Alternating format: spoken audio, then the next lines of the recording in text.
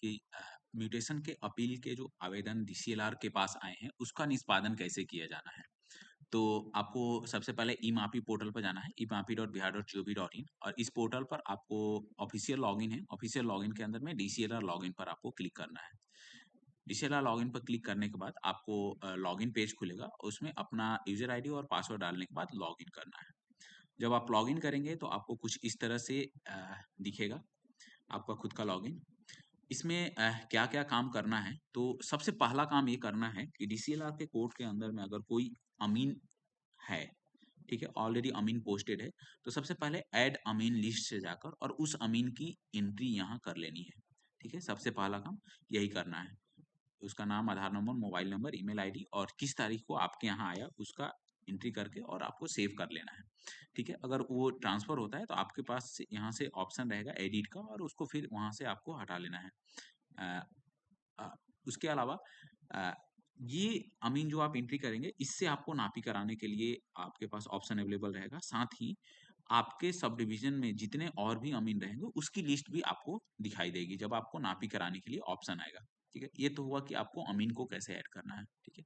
उसके अलावा जो-जो मेनू है, मैं एक बार बताता हूँ। होम पर जाएँगे, तो होम आपको यहाँ दिखाई दे रहा है। एप्लीकेशन के अंदर में आपको एक डिफेक्ट चेक का ऑप्शन है, हियरिंग डेट का ऑप्शन है, हियरिंग का ऑप्शन है, असाइन पेमेंट का ऑप्शन है, पेमेंट डन का ऑप्शन और उसके बाद वेरिफाइड एप्लीकेशन में पेंडिंग विथ अमीन और मापी डन ऐप वाला एक अलग से यहाँ पर ऑप्शन दिया हुआ है। सबसे पहले जितने भी एप्लीकेशन जो अप्लाई होंगे जो रैयत अप्लाई करेंगे वो डिफेक्ट चेक के अंदर में आएँगे। डिफेक्ट चेक के अंदर में जाएँगे तो अभी फिलहाल यहाँ 2 एप्लीकेशन आए हुए हैं, ठीक है?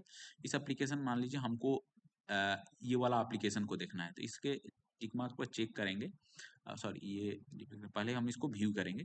व्यू पर जैसे ही क्लिक करेंगे तो ये पूरा एप्लीकेशन हमको यहाँ आपको खुल के दिखाई देगा। अ, क्या एप्लीकेशन का डिटेल है, एप्लीकेशन किस रीजन से हुआ है, उसके बाद व्यू एप्लीकेशन एक जो अटैचमेंट है वो देख सकते हैं और उसके बाद ये पूरा दिखेगा और जो नापी का रिपोर्ट रहेगा वो भी आपको यहाँ पर दिखेगा, जो अभी नहीं दिख रहा है। यहाँ पर दिखेगा कि जो मापी का प्रतिवेदन था, क्या मापी हुआ था, वो भी आपको यहाँ पर दिखेगा। तो ये आपका हुआ ये हुआ कि कैसे एप्लीकेशन को देखेंगे। अगर आप ये एप्लीकेशन देख लिए और इसमें अगर त्रुटि है तो आप इसको डिफेक्ट चेक के लिए ओके करेंगे। तो यहाँ पर ऑप्शन आएगा नो डिफेक्ट और defect, return back to applicant. अगर कुछ रीज़न अगर आपको कोई डिफेक्टेड लग रहा है, तो यहाँ पर return back to applicant reason लिखेंगे और रिटर्न कर देंगे। अदरवाइज़ नो डिफेक्ट में करके और इसको नो डिफेक्ट में ओके करेंगे और सबमिट करेंगे, तो ये एप्लीकेशन मतलब सक्सेसफुली ये डिफेक्ट चेक इसका हो जाएगा और यहाँ से हट जाएगा और ये एप्लीकेशन फिर आपके पास हियरिंग के लिए चला जाएगा, ठीक है? हियरिंग के लिए जब जाएँगे तो ये आपको यहाँ पर एप्लीकेशन दिख रहा है। इसकी हियरिंग अगर करनी है, तो किस तारीख को करनी है? एप्लीकेशन देख सकते हैं और इस वाला मेनू से आप शेड्यूल कर सकते हैं, कब इसकी हियरिंग करनी है।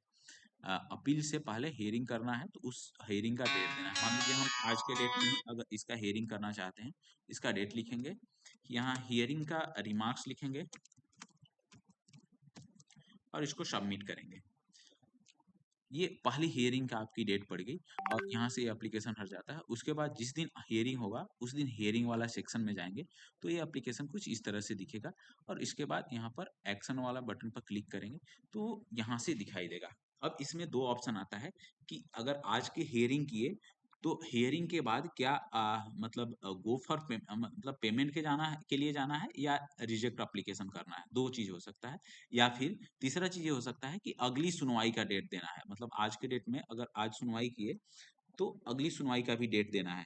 मतलब मान लीजिए हमको 8 तारीख का फिर डेट देना है या फिर आज ही के डेट में अगर हम सुनवाई कर लिए और हमको पता चल गया कि नहीं, ये सही है, हमको नापी कराना है, हमको पेमेंट इनसे लेना है, तो गो फॉर पेमेंट यहाँ पर रीज़न लिखेंगे, उस दिन की सुनवाई का रीज़न लिखेंगे और यहाँ पर डिस्पोज़ ऑफ करेंगे तो ये पर्टिकुलर जो हियरिंग के लिए है, पेमेंट के लिए रैयत के पास चला जाएगा और वहाँ से जब पेमेंट करेगा, तो फिर आपको इधर दिखेगा। अगर सुनवाई के दौरान लग रहा है कि ये रिजेक्ट करना है, तो माफ़ी रिजेक्टेड पर क्लिक करके रिजेक्शन का प्रॉपर ऑर्डर यहाँ लिखना है। उस ऑर्डर को अगर मैनुअल ऑर्डर लिखा हुआ है तो उसको स्कैन करके यहाँ पर चूज़ फाइल करके और इसको डिस्पोज़ ऑफ करना है। 2 चीज़ यहाँ से आप कर सकते हैं, हम बताएँ। एक कि पहले अगर आज के डेट में अगर सुनवाई के लिए आया हुआ है, तो अगली सुनवाई का डेट दे सकते हैं और फिर से अगली सुनवाई को डेट को हम यहाँ पर जो रीज़न लिखा है, वो लिख के अपलोड करना, अपलोड करके री-हियरिंग का ऑप्शन देंगे, अगली सुनवाई करेंगे। या फिर उसी सुनवाई में अगर आपको लगता है कि नहीं अब हमारी सुनवाई कंप्लीट हो गई, अब हमको इसका नापी कराना है, तो इसको सबसे पहले पेमेंट के लिए भेजते हैं। तो गो फॉर पेमेंट पर क्लिक करेंगे, यहाँ पर रीज़न लिखेंगे और यहाँ पर डिस्पोज़ ऑफ करेंगे, तो ये वाला एप्लीकेशन एप्लीकेंट को चला गया पेमेंट करने के लिए। अगर सुनवाई के दौरान आपको पता चलता है कि नहीं इसको दोबारा माफ़ी करने की ज़रूरत नहीं है, जो माफ़ी अमीन किया है वो सही है, तो यहाँ पर माफ़ी रिजेक्टेड करेंगे, अपना ऑर्डर लिखेंगे और इसको डिस्पोज़ ऑफ करेंगे, तो ये पर्टिकुलर एप्लीकेशन डिस्पोज़ ऑफ हो जाएगा। ठीक है? इस सुनवाई के आज की सुनवाई के बाद हमको अभी करना ये है कि हम अगली सुनवाई नहीं करते हैं मान लीजिए, और हम इसको गो फॉर पेमेंट पर क्लिक करेंगे और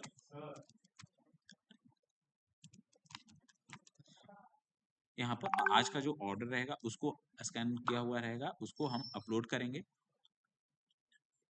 ठीक है? उसके बाद इसको जो ऑर्डर है उसको सिलेक्ट करके और डिस्पोज़ ऑफ करेंगे।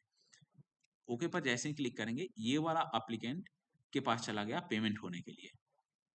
ठीक है? तो इस सेक्शन में अभी तक के लिए पेमेंट तक के लिए इतना ही करना है। उसके बाद जब वहाँ से पेमेंट होकर आएगा, तो वो एप्लीकेशन आपको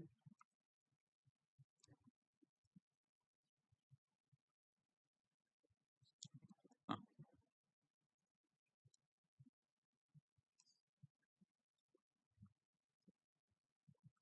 जब पेमेंट के लिए पेमेंट करके वापस आ जाएगा, असाइन पेमेंट वाला में दिखेगा। अगर वो पेमेंट कर देगा तो आपको यहाँ पर पेमेंट डन में दिखेगा। मैं अभी उसके बाद पेमेंट करके एक बार मैं बताता हूँ।